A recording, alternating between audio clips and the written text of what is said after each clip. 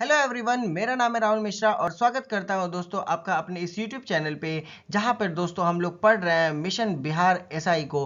दोस्तों ये सीरीज आपको मदद करेगा बिहार एसआई में पूछे गए वो ऐसे क्वेश्चन जो कि दोस्तों आप मेनली बिहार एसआई के पीवाईक्यूज हो गए, अदरवाइज दोस्तों उस स्टैंडर्ड को फॉलो करते हुए जितने भी टॉपिक्स है दोस्तों, हमारा बेसिक अप्रोच यही है कि 45 दिन में दोस्तों 45 टॉपिक के साथ डेली 30 क्वेश्चन को डील करेंगे। और दोस्तों क्वेश्चन इस तरीके से अरेंज होगा जिससे टॉपिक को दोस्तों स्टार्ट भी किया जा सके और टॉपिक का दोस्तों एंड भी होगा।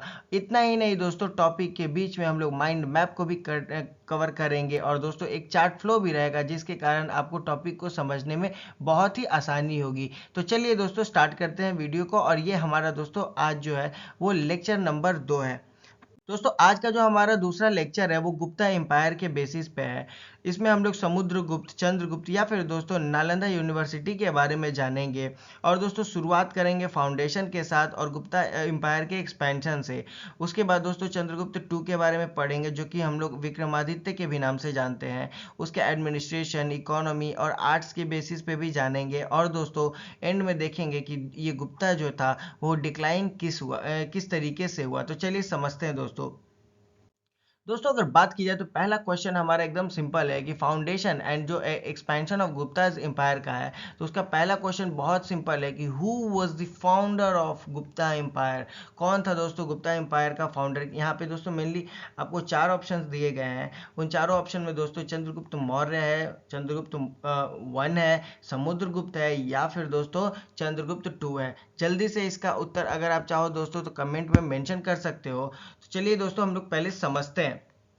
तो दोस्तों अगर बात की जाए तो हम लोगों को दिखता है कि चंद्रगुप्त मौर्य जो थे वो दोस्तों मौर्य साम्राज्य के संस्थापक थे। तो ये तो उत्तर होगा नहीं दोस्तों, इसीलिए दोस्तों ये आंसर जो है गलत है। और बात की जाए दोस्तों चंद्रगुप्त 1 की, तो हम लोगों को दिखता है दोस्तों कि ये मेनली सन 2020 सी में हम लोगों को इनका जो रोल है दोस्तों वो दिखता है कि पहले ये दोस्तों लिच्छवी की राजकुमारी कुमार देवी से ये विवाह करते हैं और दोस्तों फिर अपने शासन को और मजबूत करने का भी काम करते हैं। तो दोस्तों मेनली कौन था, तो इस गुप्त एम्पायर के शासन को या फिर दोस्तों गुप्त एम्पायर के साम्राज्य का जो नींव रखने का जो रोल था वो चंद्रगुप्त 1 के द्वारा हम लोगों को देखा गया।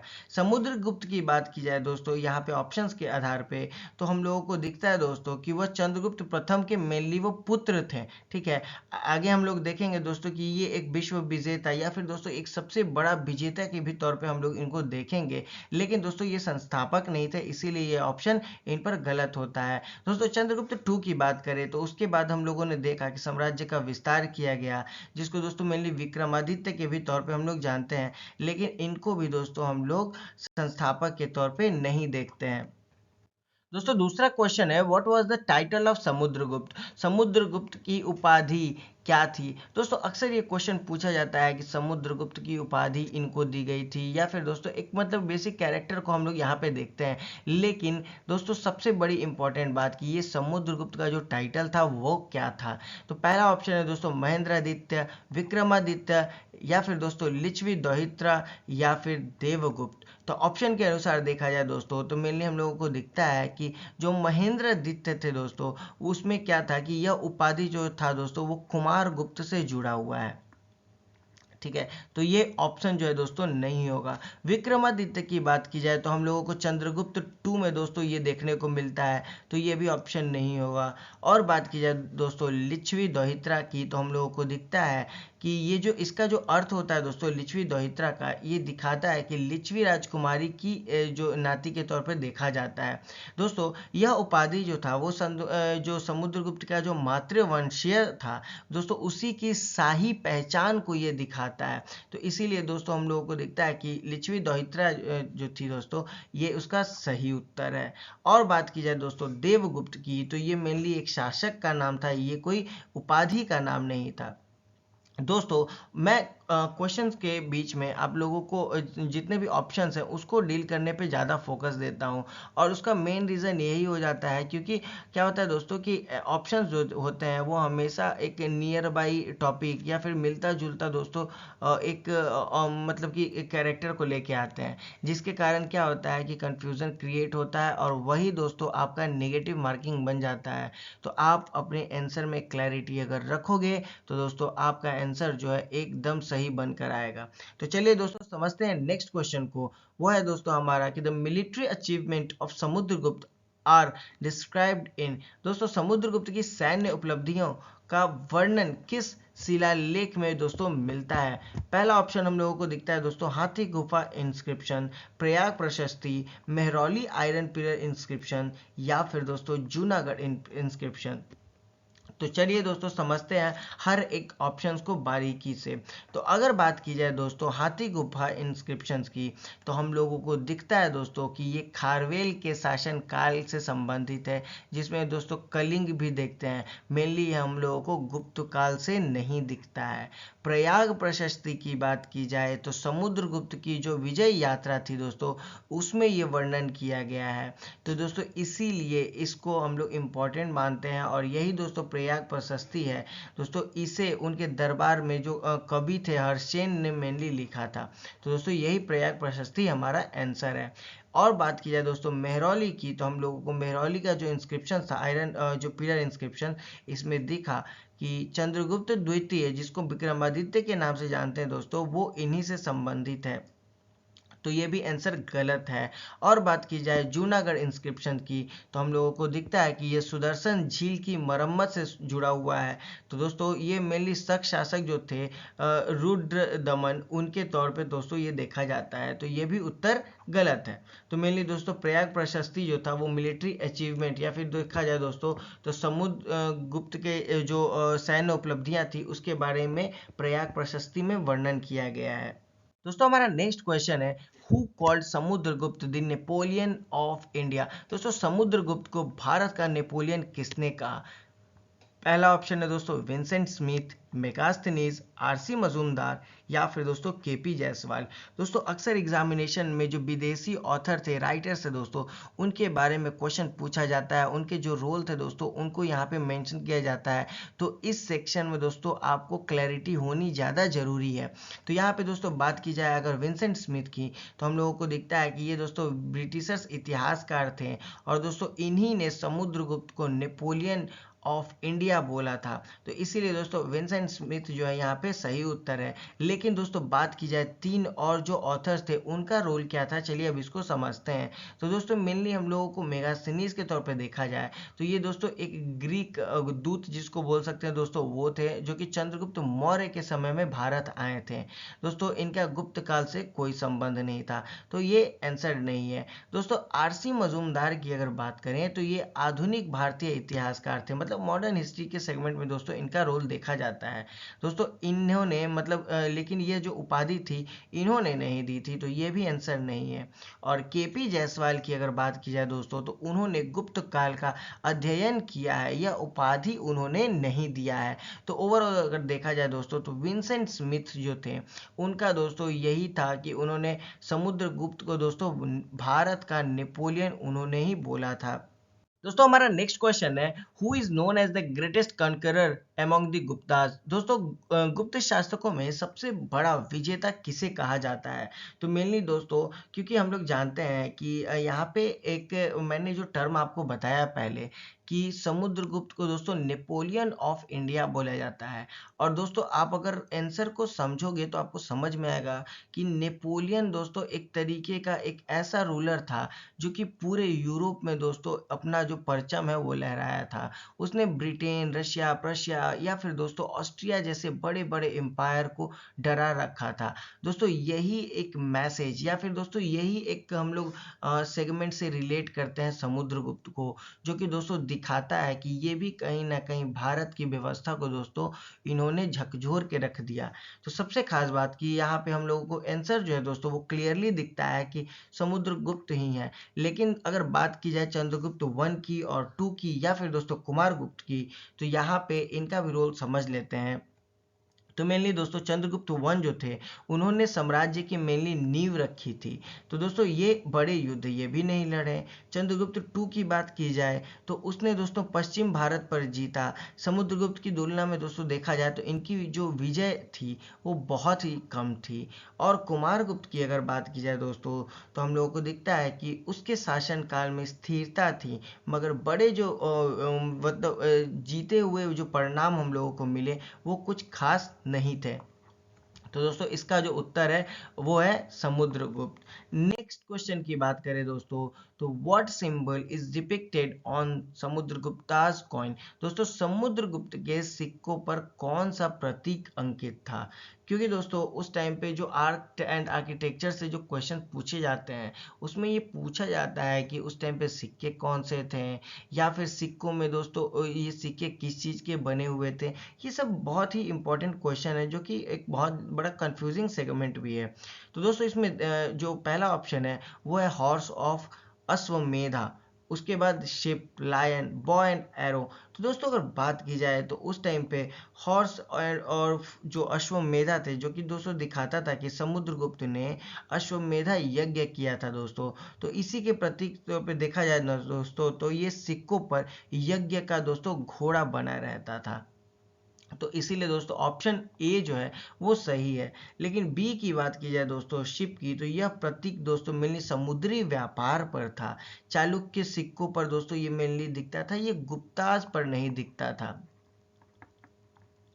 और बात की जाए दोस्तों लायन की, तो हम लोगों को दिखता है कि यह मौर्य काल और अशोक से जुड़ा हुआ प्रतीक है। मेनली दोस्तों समुद्रगुप्त के सिक्कों पर यह हम लोगों को नहीं दिखता है। और बॉ एंड एरो की बात करें तो यह प्रतीक दोस्तों कुछ अन्य जो शासक थे जैसे कि चंद्रगुप्त द्वितीय हो गए दोस्तों उनसे जुड़ा हुआ है। तो इसीलिए ये आंसर भी यहाँ पर गलत है।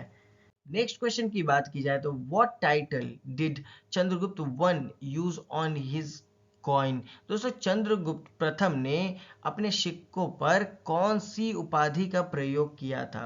तो सबसे प्रथम बात यह है दोस्तों कि मेनली चंद्रगुप्त जो प्रथम थे उन्होंने दोस्तों जो महाराजा धीराज जो था उनका जो मेन टाइटल था दोस्तों, इसका अर्थ होता है कि राजाओं का राजा। और चंद्रगुप्त प्रथम ने दोस्तों इसे अपने सिक्कों पर अंकित किया जो कि उनकी जो सर्वोच्च सत्ता का दोस्तों ये एक प्रतीक दिखाता था। वो दिखाता दोस्तों कि वो एक बड़े एम्पेरर है, वो दोस्तों राजाओं के राजा हैं। इस मैसेज को प्रोवाइड करने के लिए दोस्तों उन्होंने अपनी इस उपाधि को ही सिक्कों पर मेंशन कर दिया। लेकिन बात की जाए चक्रवर्ती की, तो इसका क्या मीन है दोस्तों, तो ये एक बेसिकली देखा जाए ना तो सामान्य उपाधि है। लेकिन दोस्तों चंद्रगुप्त जो प्रथम थे सिक्कों पर इनका प्रयोग नहीं किया गया था। या फिर दोस्तों परमेश्वरा, तो इनकी अगर बात की जाए तो इसका क्या रोल है, तो परमेश्वरा दोस्तों यह एक ऐसी उपाधि है जो कि दिखाता है कि गुप्त शासकों ने दोस्तों अपनाई तो थी लेकिन बाद में। दोस्तों मेनली चंद्रगुप्त वन ने दोस्तों हम लोगों को दिखता है कि इन्होंने इस चीज़ को नहीं अपनाया। और राजेंद्र की बात की जाए तो हम लोगों को दिखता है दोस्तों कि यह उपाधि चोल वंश में प्रचलित था, गुप्ता में नहीं था। तो दोस्तों जैसा कि हमने फाउंडेशन या फिर एक्सपेंशन जो पढ़ा गुप्ता पीरियड का, उसका एक ओवरऑल अगर हम लोग माइंड मैप देखें तो हम लोगों को समझ में आएगा कि मेनली फाउंडर जो थे चंद्रगुप्त वन, जो दोस्तों हम लोगों को दिखा कि चंद्रगुप्त वन जो थे मेनली गुप्त एम्पायर के फाउंडर थे। दोस्तों गुप्त डायनेस्टी मेनली मगध में स्टेब्लिश हुई थी। और दोस्तों इन्होंने लिच्छवी की प्रिंसेस से शादी किया था। और दोस्तों महाराजा धीराज का टाइटल इन्होंने अडॉप्ट भी किया था। और सबसे खास बात कि अर्ली रूलर्स एंड एक्सपेंशन की बात करें तो दोस्तों हम लोगों को दिखता है कि इन्हीं के टाइमलाइन में समुद्रगुप्त आते हैं जिनका टाइमलाइन दोस्तों 335 से 375 का रहता है। दोस्तों इन्होंने नॉर्दर्न एंड साउदर्न में कैंपेन चलाए, इसका रिकॉर्ड दोस्तों प्रयाग प्रशस्ति पे हम लोगों को मिलता है। अश्वमेधा के सेक्रीफाइसेस भी कराएं, लिच्छवी दोहित्रा भी दोस्तों इनको टाइटल मिला था। तो मेनली दोस्तों हम लोगों को समुद्रगुप्त का बेसिक एस्पेक्ट पता चला। और बात की जाए चंद्रगुप्त टू की, तो दोस्तों इनको विक्रमादित्य के तौर पे भी जाना जाता था। और इनका दोस्तों टाइमलाइन 375 से लेके 415 सी तक था। दोस्तों मेनली इन्होंने शाकास को हराया और कोशिश किया कि वेस्टर्न इंडिया में अपने एम्पायर को फैलाएं। इनफैक्ट दोस्तों उज्जैन में इन्होंने ट्रेड और एस्ट्रोनॉमी का एक हब बना दिया। मतलब दोस्तों इन्होंने ट्रेड करने का एक जो बेसिक जो सेगमेंट था वो उज्जैन को बना लिया। इनके पास दोस्तों नवरत्न थे, मतलब कि मंत्रियों का एक बहुत बड़ा परिषद जिसको हम लोग बोल सकते हैं। और अंत में देखा जाए दोस्तों तो कैपिटल की बात करें तो पाटलिपुत्रा मगध का जो कैपिटल था वो बहुत ही प्रोस्पेरस था मौर्य एम्पायर के बाद। तो दोस्तों असल में कैपिटल जो रहता है वो एज इट इज़ वही रहता है, और मेनली यहाँ से पॉलिटिकली या फिर जो एडमिनिस्ट्रेटिव सेंटर जो बोल सकते हैं दोस्तों वो ये था। उज्जैन की बात करें दोस्तों तो चंद्रगुप्त टू के अंदर में ये था, इसमें ट्रेड और एस्ट्रोनॉमी भी हब जो था दोस्तों वो उज्जैन बना हुआ था। लेकिन सबसे खास बात कि चंद्रगुप्त टू दोस्तों मेनली क्या करते हैं कि एक अलायंस तैयार करते हैं वकातक डायनेस्टी के साथ, वो भी मैरिज के साथ। क्योंकि दोस्तों मैरिज के साथ क्या होता था ना कि एम्पायर का रिलेशन जो था वो अच्छा स्ट्रॉन्ग बॉन्डिंग के तौर पे हम लोग उसको देख सकते थे। और जो दुश्मन भी था दोस्तों अब कहीं ना कहीं दोस्त तो बन ही जाता है, लेकिन साथ में दोस्तों एक बहुत अच्छा रिलेशन भी वहां पे तय होता हुआ नजर आता है।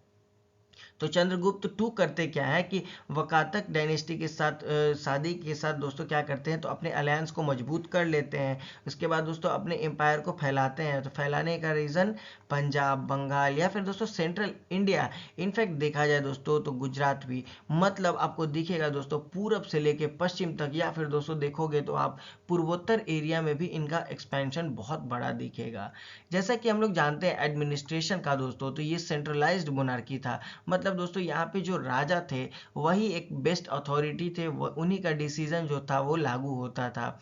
मेनली लोकल गवर्नर्स होते थे दोस्तों जो कि एडमिनिस्ट्रेशन को चलाते थे। और लैंड रिवेन्यू की बात की जाए तो भाग जिसको बोलते दोस्तों कि 1/6 जो पोर्शन था वो राजा को दिया जाता था। इकोनॉमी कैसे चलती थी दोस्तों तो इकोनॉमी मेनली खेती से चलती थी। इनलैंड ट्रेड एक्सपेंशन था दोस्तों, क्योंकि जमीनी क्षेत्र पे वो क्या करते थे तो अपने व्यापार को दोस्तों फैलाते थे। दोस्तों इसमें हम लोगों को ये भी दिखेगा कि गोल्ड और सिल्वर कॉइन्स उस टाइम पे चलते थे जिसका नाम दोस्तों रूपक के तौर पे देखा जाता है। और मिलिट्री सेगमेंट की बात करें तो मेनली दोस्तों हम लोगों को दिखता है कि समुद्रगुप्त जो थे दोस्तों मिलिट्री को इन्होंने बहुत ही पावरफुल भी बनाया। इनफैक्ट दोस्तों मिलिट्री में इन्होंने बहुत ज़्यादा अपना ट्रेजरी का पैसा जो था वो भी इन्वेस्ट किया। शायद इसी के लिए दोस्तों इनको बोला जाता है नेपोलियन ऑफ इंडिया। इनफैक्ट अगर बात करें तो अश्वमेधा जो कि एक हॉर्स का सिंबल था दोस्तों, ये क्या करते थे विजय जीतने के बाद मेनली अश्वमेधा यज्ञ कराते थे। ये एक दोस्तों सिंबल था विक्ट्री का, सुप्रीमेसी का।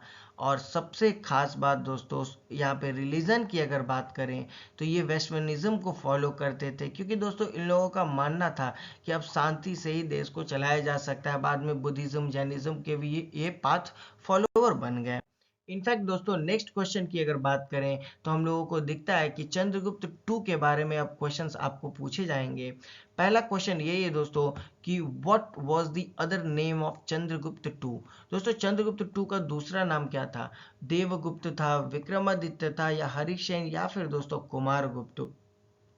तो दोस्तों अगर बात की जाए आंसर की तो हम लोगों को दिखता है कि देवगुप्त दोस्तों एक अन्य राजा का नाम था, ये कोई सम्राट नहीं थे।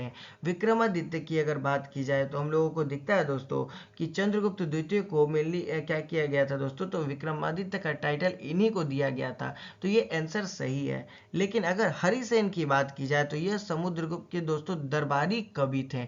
ये दोस्तों कोई मतलब कि ऐसे राजा नहीं थे, या फिर दोस्तों ये मेनली चंद्रगुप्त का दूसरा कोई नाम नहीं था। दोस्तों कुमारगुप्त की अगर बात करें तो ये दोस्तों उनके पुत्र या फिर दोस्तों उत्तराधिकारी थे। तो दोस्तों ये भी उत्तर नहीं होगा। तो मेनली दोस्तों हम लोगों को जहां तक पता चला कि चंद्रगुप्त टू का जो दूसरा नाम था वो दोस्तों विक्रमादित्य था।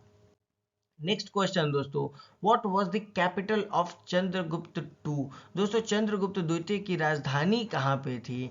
तो दोस्तों मैंने आपको माइंड मैप के बेसिस पे बताया कि मेनली हम लोगों को दिखा दोस्तों कि चंद्रगुप्त टू का जो कैपिटल था वो उज्जैन हम लोगों को दिखा। दोस्तों सबसे खास बात कि उज्जैन से ये एक ट्रेड हब था, वो दोस्तों अपने राजधानी या फिर दोस्तों मेनली जो व्यापार या फिर दोस्तों मेनली खगोल जो विज्ञान था दोस्तों, उसका उसकी संस्कृति का एक ये हब माना जाता था। अब पाटलिपुत्रा की एक बात करें तो दोस्तों शुरुआती समय में गुप्त जो राजधानियां थी वो दोस्तों एक ही थी, और सबसे खास बात दोस्तों कि चंद्रगुप्त टू ने ही इसको बदला था। मतलब पाटलिपुत्रा तो पहले थी, लेकिन चंद्रगुप्त टू जैसे ही आते हैं दोस्तों वो क्या करते हैं कि इस जो कैपिटल को ये शिफ्ट कर देते हैं। दोस्तों अगर प्रयाग की बात करें तो ये प्रयाग क्या है, तो ये दोस्तों एक धार्मिक स्थल है, लेकिन दोस्तों ये एक देखा जाए ना तो राजधानी के तौर पे हम लोग इसको नहीं देख सकते हैं। मथुरा की अगर बात की जाए दोस्तों तो ये एक महत्वपूर्ण नगर है, लेकिन शासन का ये भी केंद्र नहीं दिखा। दोस्तों हमारा नेक्स्ट क्वेश्चन है, द नवरत्न या फिर दोस्तों 9 जेम्स, ये दोस्तों किसके दरबार से जुड़े थे? ये सबसे खास क्वेश्चन है, क्योंकि दोस्तों जो नवरत्न की बात करें तो नवरत्न क्या होता है, तो नवरत्न का मतलब दोस्तों एक ऐसा मंत्रालय है जिसमें जो 9 जेम्स या फिर दोस्तों 9 जो उत्तराधिकारी हैं वो हम लोगों को देखने को मिलते थे। तो इनमें दोस्तों ये देखा गया कि ये किस दरबार से जुड़े थे, तो चंद्रगुप्त वन, चंद्रगुप्त टू, समुद्रगुप्त या फिर दोस्तों कुमारगुप्त। तो हम लोगों को दिखता है दोस्तों कि चंद्रगुप्त दोस्तों उन्होंने तो साम्राज्य की नींव रखी थी, लेकिन उनमें कोई नवरत्न की परंपरा मेनली हम लोगों को नहीं दिखा। चंद्रगुप्त टू की बात अगर की जाए तो उनके दरबार में कालिदास या फिर दोस्तों वराहमिहिर, अमर सिंह आदि जैसे बहुत सारे नवरत्न थे। तो दोस्तों उनके शासन में संस्कृति और जो बोल सकते हैं स्वर्ण युग दोस्तों इसको बोल सकते हैं, तो ये इनके टाइमलाइन में था। इसी के लिए दोस्तों चंद्रगुप्त टू को एक 9 जेम्स जो थे इन्हीं के दरबार से जुड़े थे। समुद्रगुप्त की अगर बात की जाए तो ये एक महान विजेता थे। नवरत्न परंपरा दोस्तों उस काल में नहीं थी। और कुमारगुप्त की अगर बात की जाए तो दोस्तों उसके काल में शैक्षिक या फिर दोस्तों एजुकेशनल जो इंस्टीट्यूशन थे लाइक नालंदा यूनिवर्सिटी दोस्तों ये सभी आई। मेनली नवरत्नों का दोस्तों उल्लेख जो था इनके टाइमलाइन में हम लोगों को नहीं दिखा। दोस्तों नेक्स्ट क्वेश्चन है, which Shaka ruler was defeated by Chandragupta two. दोस्तों चंद्रगुप्त द्वितीय ने किस शक शासक को पराजित किया? ऑप्शन है दोस्तों Rudrasen to, Rudra Daman one या फिर दोस्तों रुद्र सिम्हा थ्री या फिर नहापना। दोस्तों ये जो क्वेश्चंस है मेनली क्या है ना कि आपको कंफ्यूज करने के लिए यहाँ पे जो मेनली ऑप्शंस जो देता है वो मिलता जुलता देता है। ये हर एक एग्जामिनेशन में इसी तरीके का, या फिर आप देखोगे तो अगर कोई क्वेश्चंस टाइमलाइन के बेसिस पे पूछा गया है तो मेनली दोस्तों 5-10 साल आगे ही पीछे करके देता है। मतलब दोस्तों आपको आंसर में क्लैरिटी होनी ज़्यादा ज़रूरी है। तो अगर हम लोग यहाँ पे देखें तो मेनली दोस्तों चंद्रगुप्त द्वितीय ने किस शक शासक को हराया? तो पहला जो ऑप्शन दिया है दोस्तों रुद्रसेन टू, अगर देखा जाए ना दोस्तों तो ये वकाटक के शासक थे, शक तो ये नहीं थे। रुद्र दमन वन की बात की जाए दोस्तों तो हम दिखता है कि ये पहले तो थे शक के शासक ही, लेकिन दोस्तों देखा जाए तो जिसे चंद्रगुप्त टू के पूर्व हराया गया था, तो ये भी आंसर गलत है। क्योंकि दोस्तों हमारी जैसा कि हम लोग जानते हैं कि ये बात की जा रहा है कि चंद्रगुप्त टू के द्वारा किसको हराया गया है, ठीक है। तो यहाँ पे रुद्र दमन जो वन है दोस्तों ये मेनली चंद्रगुप्त टू के पहले हार चुके थे।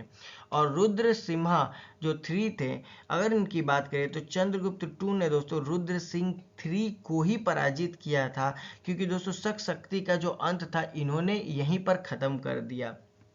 दोस्तों इसके बाद जो इनका साम्राज्य था पश्चिम में मेनली देखा जाए तो मालवा, सौराष्ट्र, ये गुजरात जैसे रीजन में दोस्तों ये फैला।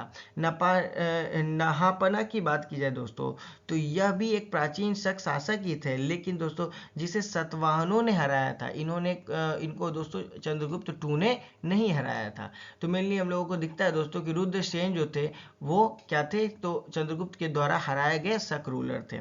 दोस्तों नेक्स्ट क्वेश्चन की बात करें तो which Chinese traveller visited India during Chandragupta touring.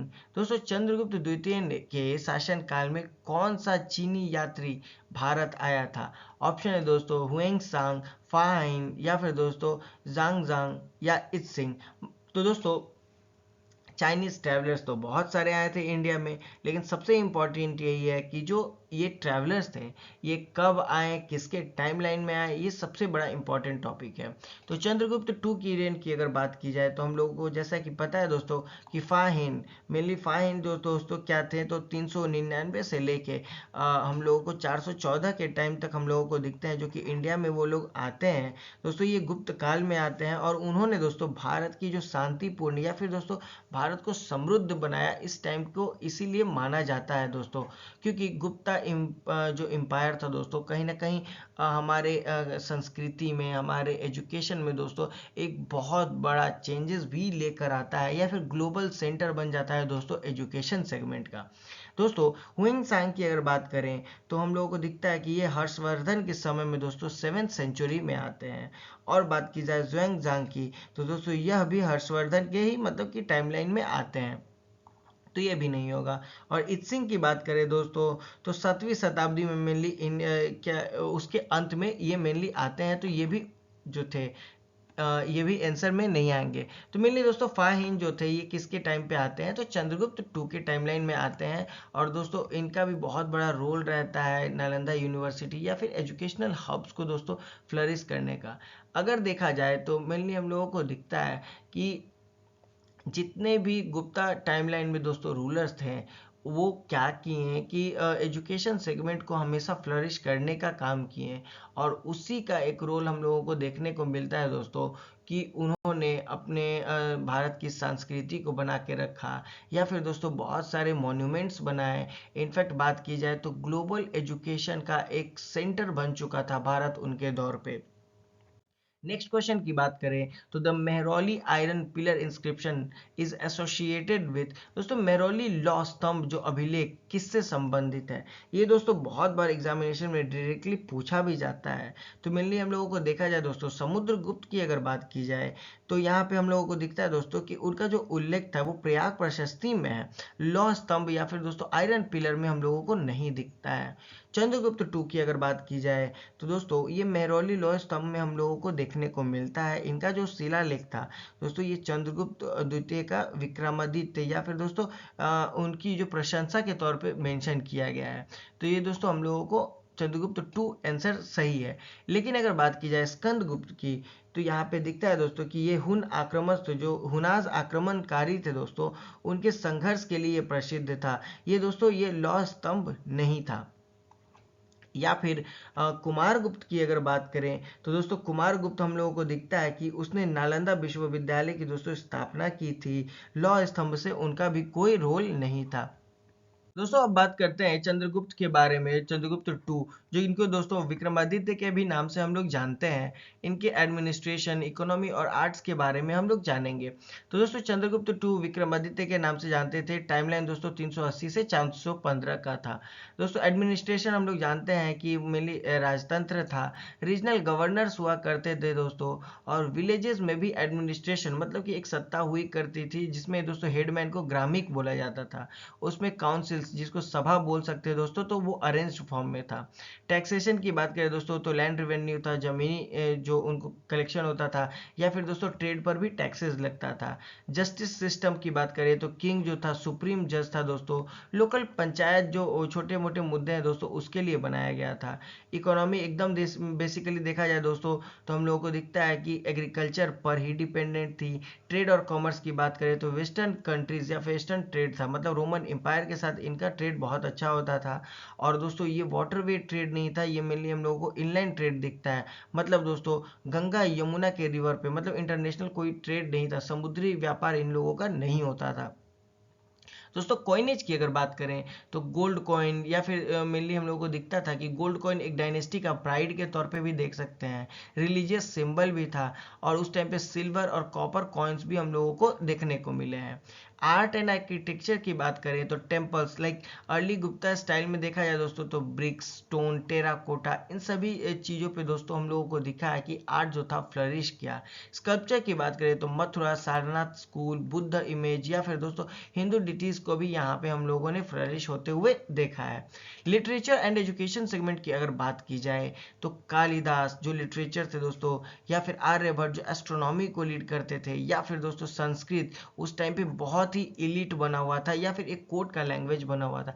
Elite मतलब दोस्तों जो बड़े बड़े वर्ग थे वही इस लैंग्वेज को यूज़ करते थे। आप खुद सोच के देखो दोस्तों कि एक कोड का लैंग्वेज, कोड मतलब कि वहाँ पे जो मंत्रालय था या फिर दोस्तों वहाँ का जो एडमिनिस्ट्रेशन था वो संस्कृत को प्रेफर करता था। मतलब दिखाता है कि उस टाइम पे संस्कृत का जो मतलब वैल्यू था दोस्तों वो किस हद तक इम्पोर्टेंट था।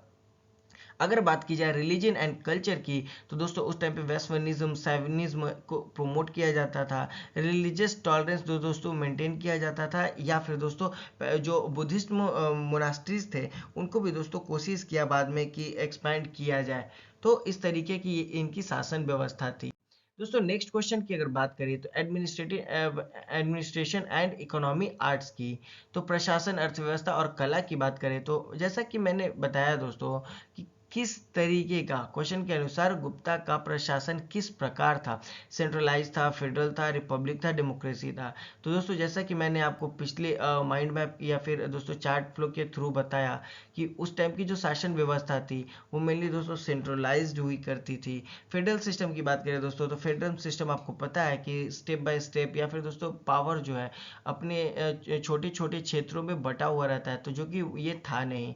रिपब्लिक थे नहीं दोस्तों, और डेमोक्रेसी का इस टाइम पे हम लोग एग्जिस्टेंस ना ही देखें तो ज़्यादा बेटर है दोस्तों। इससे पहले हम लोगों को ऐसा नहीं है कि देखने को नहीं मिला, वैदिक काल में देखने को मिला, लेकिन दोस्तों हम लोगों को इस टाइम लाइन में ये नहीं दिखा। दोस्तों अगर बात की जाए तो what was land revenue called as Gupta period. दोस्तों गुप्त काल में भूमि कर को क्या कहा जाता था। तो दोस्तों भूमि कर मतलब लैंड रिवेन्यू, लैंड रिवेन्यू अगर आप दोस्तों लेते हो तो टैक्स, तो टैक्स दोस्तों किस पर लेते हो, तो किसी भी बड़े अमाउंट का एक छोटा सा भाग पर लेते हो। तो दोस्तों उसी भाग टर्म को यहाँ पे डील किया जाता है। दोस्तों भाग ही इसका सही उत्तर है।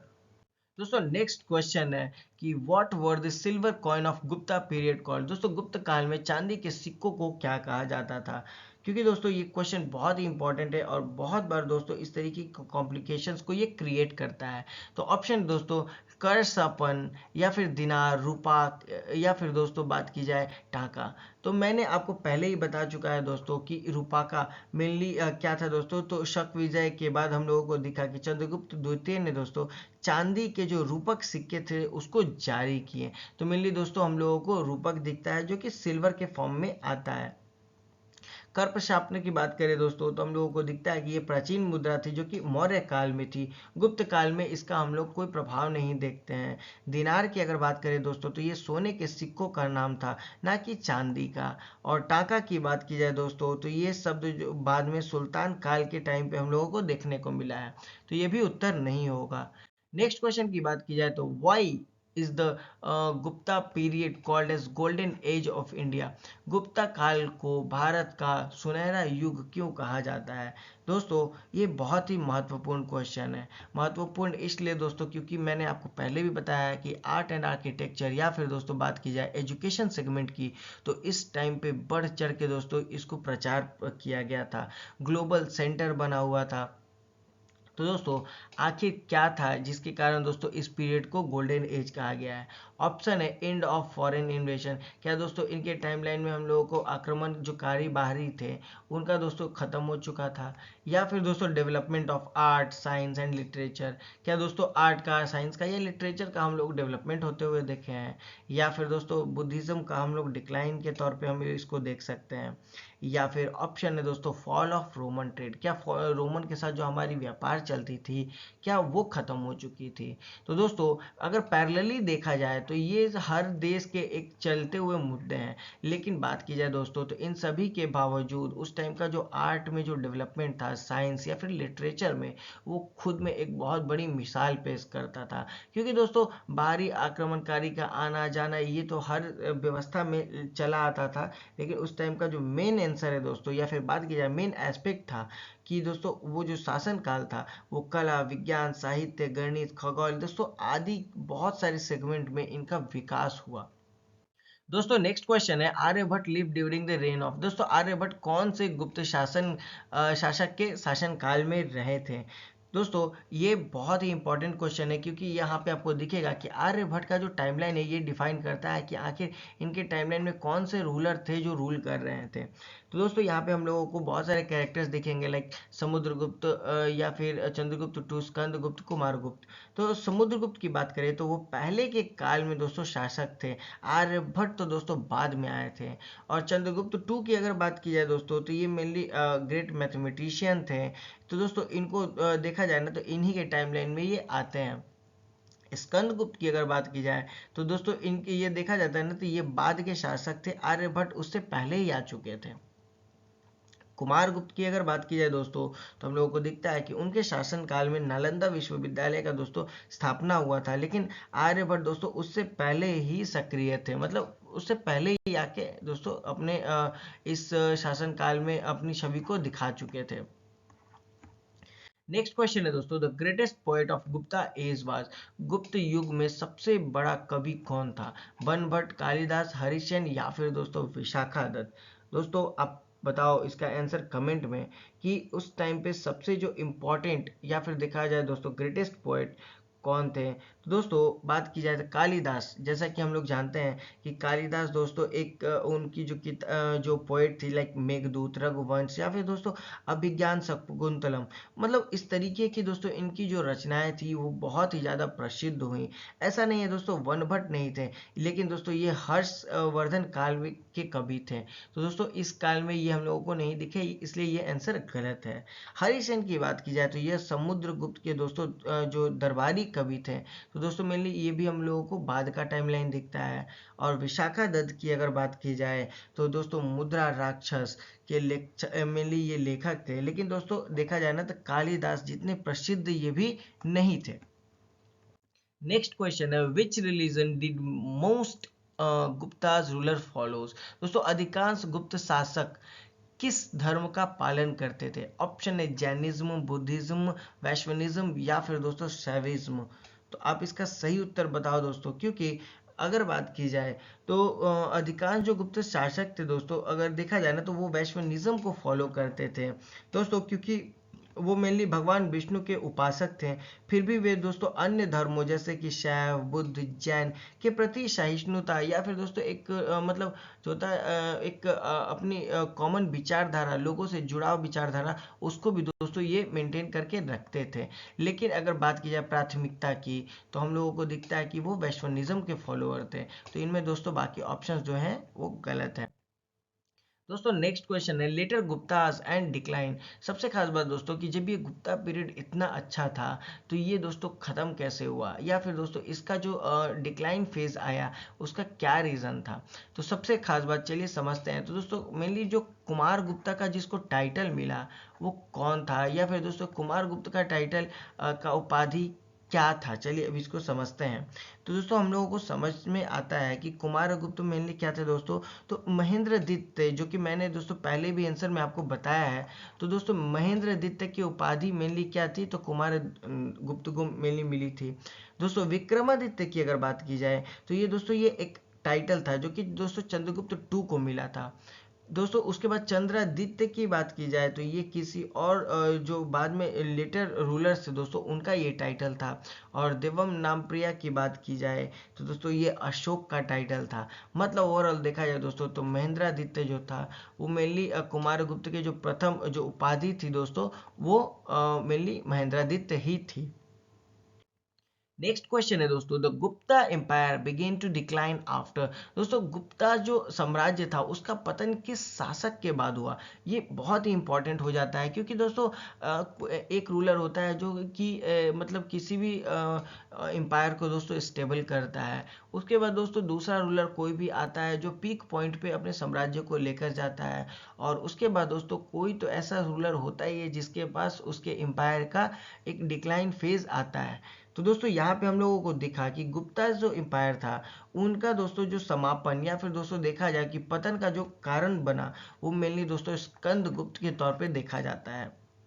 दोस्तों उनके बाद डिक्लाइन एकदम शुरू हो चुका था। मेनली देखा जाए दोस्तों तो चंद्रगुप्त वन के तौर पे हम लोग देखते हैं तो ये तो फाउंडर थे, इसीलिए गलत उत्तर है।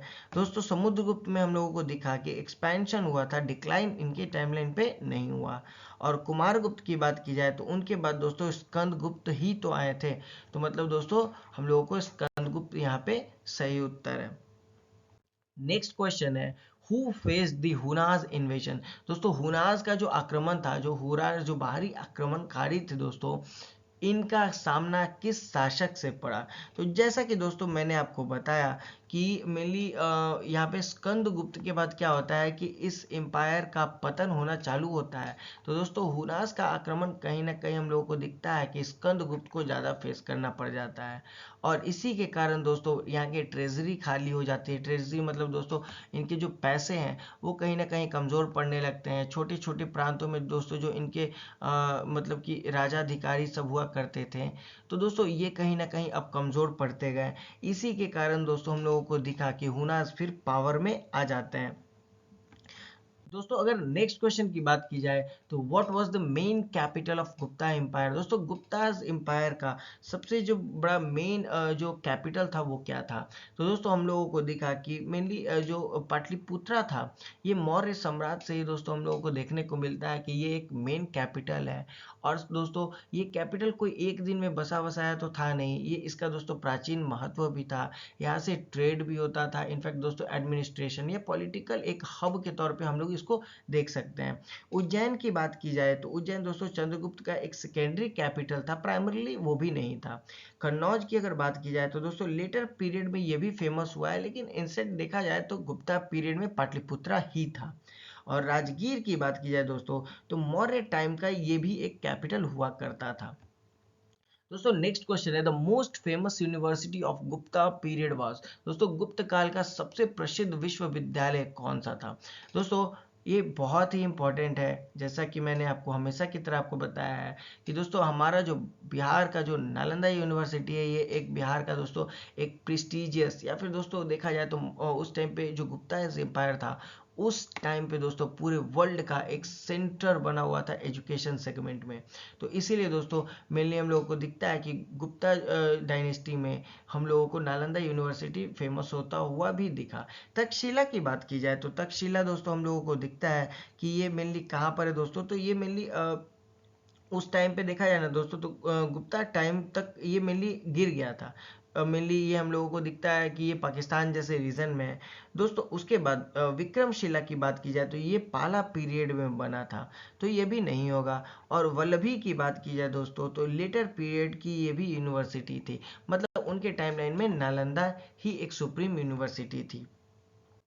दोस्तों अब अगर बात की जाए एक ओवरऑल माइंड मैप की, तो यहाँ पे हम लोग देखेंगे कि मेनली जो लेटर गुप्ता का पीरियड था वो 415 से लेके दोस्तों 550 तक में हम लोग देखते हैं कि इनका जो एम्पायर था ये इस एरा में आके डिक्लाइन हो गया, जिसमें हम लोगों को कुमार गुप्त दिखे दोस्तों 415 से 55 तक। इन्होंने दोस्तों अपने एम्पायर को कंसोलिडेट किया। चंद्रगुप्त टू भी थे दोस्तों, जिसमें बाद में हम लोगों को दिखा कि नालंदा यूनिवर्सिटी भी बना।